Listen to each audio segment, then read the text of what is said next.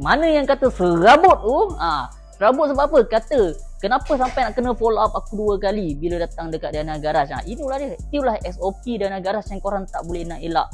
Memang kita memang akan follow up customer sampai 2 kali. First, waktu lepas dia keluar pada bengkel, kita akan follow up.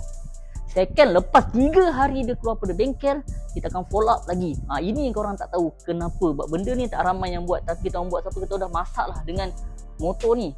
First, sebab masalah leaking. Ini benda kita something yang tak boleh nak expect. Itu sebab apa? Walaupun lepas siap motor, kita dah start warm up, running dia dalam setengah jam. Kadang-kadang dah pada dekat sejam. Kadang-kadang running lagi depan ni.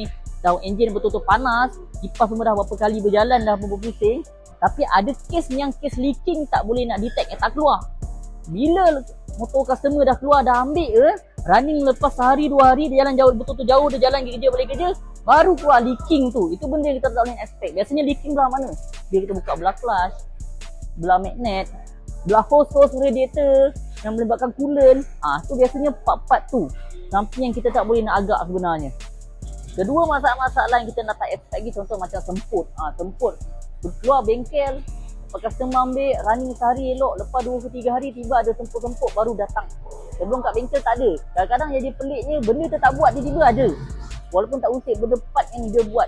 So benda tu semua nak kena ambil tahu juga. Belum cerita lagi yang bila dekat bengkel, contohlah benda paling simple, kita ketatkan handle. Bila kita ketat handle, kita suruh customer try bawa ke depan. Ada time customer kata okey, memang okey, selesa. Tapi bila dia dah bawa pergi kerja, balik kerja, apa semua dia rasa macam sakit tangan, tak berapa selesa.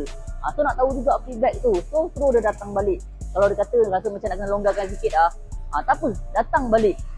Tu banyak lagi, tu antara punca-punca dia Sebab kenapa kita kena follow up lepas 3 hari. Belum kes-kes yang benda yang kita terlepas pandang. Contoh, adalah benda-benda yang kita tak expect lagi kan. Masalah contohlah manusia yang buat kan.